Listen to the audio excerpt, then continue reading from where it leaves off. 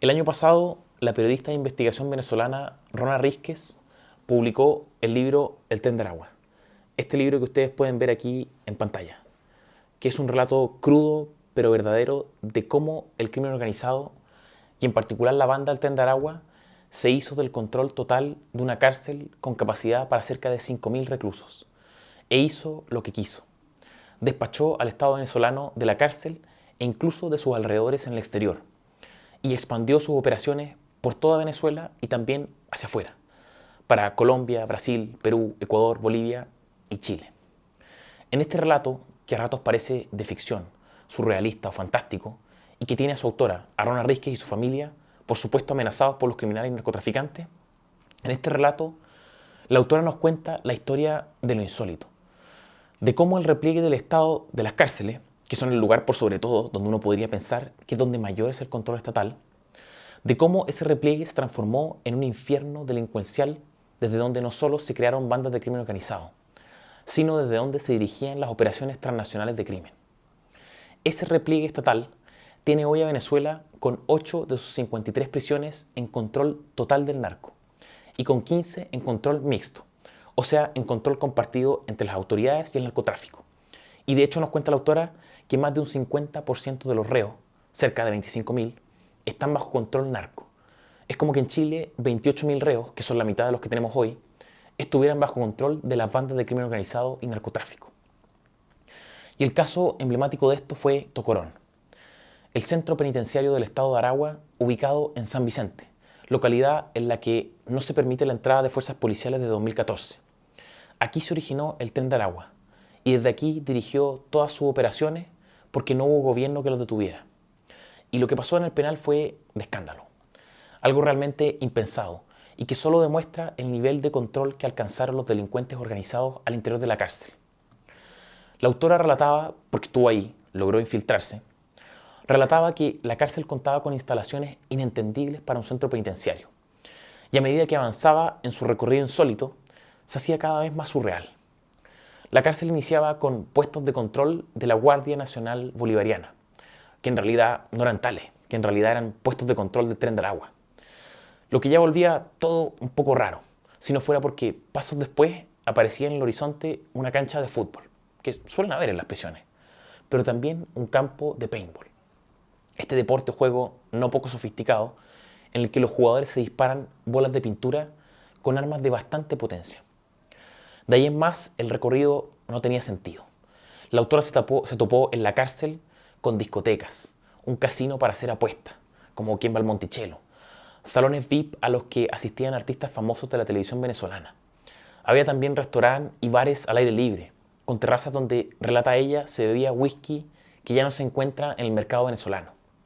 Y el recorrido de Rona Rísquez, la autora, no terminaba ahí, porque mientras avanzaba por las calles asfaltadas, sí, esta cárcel contaba con eso, con vías asfaltadas, pasaban a su lado motocicletas Kawasaki y Suzuki de miles de dólares. Y así Rísquez se iba topando con más y más instalaciones exóticas, por decirlo de algún modo.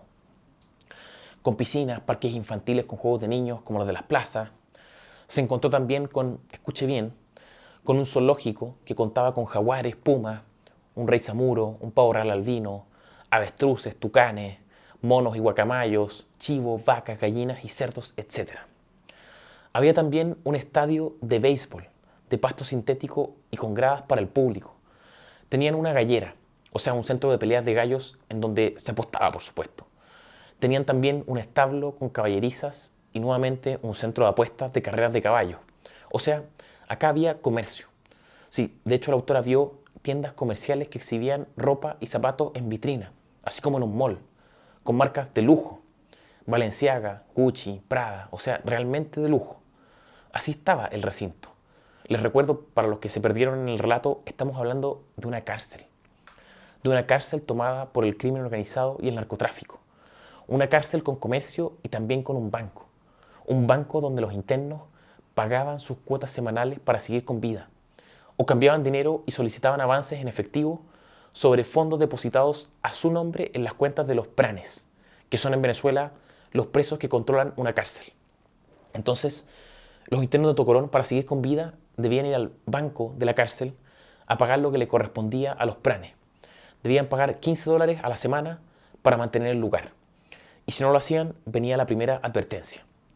Luego, a la segunda, los castigos físicos o el aislamiento forzado. Y por último, obvio, la muerte. Los reos también usaban esa plata, la que obtenían del banco, en las tiendas de drogas con las que contaba la cárcel, que eran tiendas hechas y derechas, grandes estructuras pintadas de un blanco impecable, bien iluminadas, y en las que se comerciaba cocaína, crack y creepy, entre otras. Pasaba de todo aquí, pero nada sin el control del PRAN, del principal líder del Tren de Aragua, del niño guerrero, que tenía una casa. De nuevo, estoy hablando de la cárcel, que tenía una casa ubicada en la que se llamaba la Calle de los Millonarios, donde había un conjunto de departamentos de 2 o 3 pisos con aire acondicionado y estacionamiento, donde la gente caminaba y paseaba, oiga bien, a sus perros bulldog, con la correa de este en una mano y con una pistola en la otra. La casa del niño guerrero, en particular, contaba con 2 pisos, piscina y su parrilla privada, etc. Porque esto también pasaba en la cárcel. Habían, por supuesto, grupos sociales, una pirámide organizacional bien clara, con los denominados principales a la cabeza, que eran el niño guerrero, el gordo secuestro y un tercero no identificado. A los principales le seguían el carro del principal, que se subdividía en otras categorías, los luceros de la alta, que eran quienes manejaban y administraban las operaciones externas, nacionales e internacionales de la banda. En Chile, los luceros de la alta del Tren de Aragua son Estrella y Satanás. Luego venían los luceros de la baja, que son las fuerzas de choque. Son los que aplican violencia bruta para proteger a los principales y en general a los estamentos superiores de la organización. Y por último, dentro del carro del principal están los gariteros, que son los vigilantes y espías, los que se encargan de la custodia de las instalaciones y de la transmisión de información a los superiores. Esos eran los 2 primeros niveles sociales.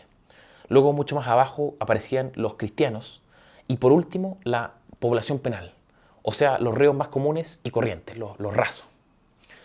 Este es el relato de Rona Risque, la autora de este libro que les mostraba. En eso llegó a transformarse la cárcel de Aragua, Tocorón, en una urbanización de tomo y lomo, creada por una banda de narcotráfico y crimen organizado que contaba con instalaciones de parque de diversión, hotel y club nocturno a la vez. Instalaciones que pueden sonar anecdóticas, pero que son demostrativas del poder y del nivel de control que alcanzaron, del nivel de organización y planificación que se logró desarrollar operando desde una cárcel. Porque recordémoslo, surgieron en una cárcel, se hicieron del control, comenzaron sus operaciones fuera de ella y se expandieron por el país y fuera de él hasta llegar incluso acá a Chile. Y hoy parte de esa banda, su brazo armado, de hecho, los gallegos, está siendo juzgada por nuestros tribunales en Arica. Pero, ¿estamos listos para recibirlos en nuestras cárceles? ¿Tenemos algo tan básico como capacidad numérica? ¿Tiene Chile un plan para hacerle frente al crimen organizado que opera desde los recintos carcelarios? ¿Contamos con la infraestructura adecuada para aislar a los cabecillas? ¿O la regulación legal y constitucional de un régimen penitenciario adecuado al tipo de crimen del que estamos hablando? Si crees que nuestro trabajo es necesario, si crees que las propuestas de mega infraestructura carcelaria para Chile y de implementación legal de un régimen penitenciario especializado para jefes de bandas de crimen organizado son necesarias, comparte este video, envíaselo a tu diputado y a tu alcalde e inscríbete a nuestro canal con un aporte mensual para sostener este trabajo. Tenemos 3 mecanismos para aportar que están aquí abajo en la descripción del video. Que no se te pase. Soy Francisco Cancino, director de estudios de FNM.